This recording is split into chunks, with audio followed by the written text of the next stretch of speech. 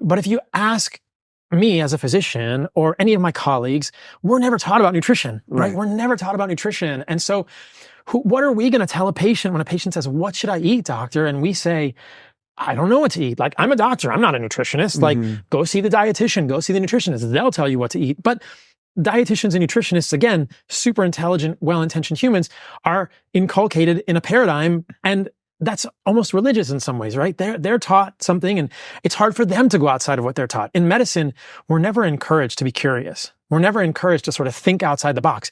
That you can get sued for that, man. Like, you can't go outside the box. Like, you are given a set of rules, and your performance as a doctor has to do with how well you follow those rules. Right. And after a couple of years of COVID, I mean, look at what happened to many doctors and scientists who questioned a lot of the stuff that became mainstream orthodoxy. If you shop on the outside of the grocery store, you do much better than if you shop on the inside. What's on the inside?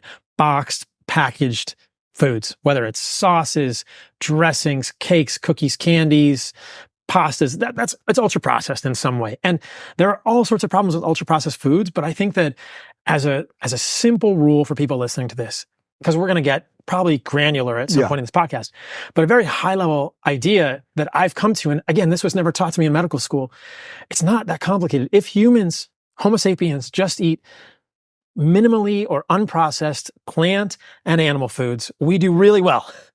And the more of the processed or ultra-processed foods we eat, the less well we do. End of story. So I strongly believe that not all calories are created equally. If we have a donut here that's 250 calories, and we have 250 calories of steak, those do not have the same effects in the human body, but they both have 250 calories.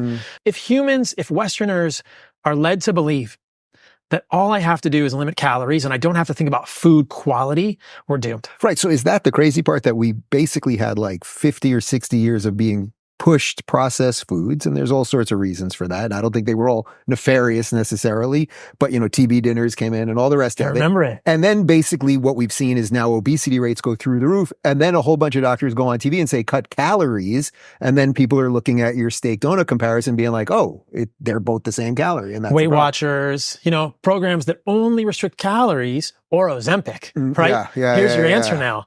And the problem with ultra processed foods, and this is where Ozempic comes in, is that I think there's ample evidence now, and this is why I think the U.S. Dietary Guidelines Committee is just, they're cowards. There's ample evidence that they make us hungrier.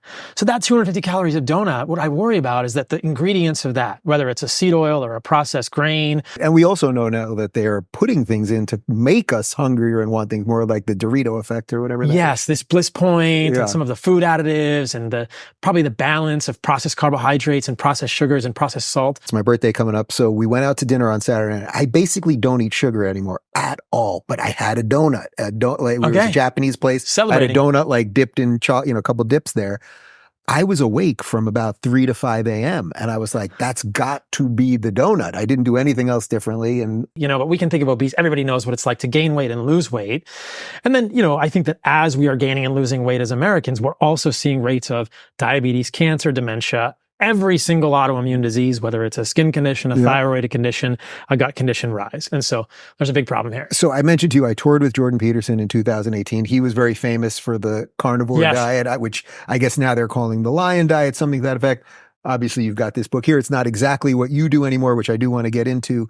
But I saw this guy in real time having a ribeye for breakfast, a ribeye for lunch, a tomahawk for dinner, tomahawk that could usually be for 4 people, and traveling with bags of steak and everything else.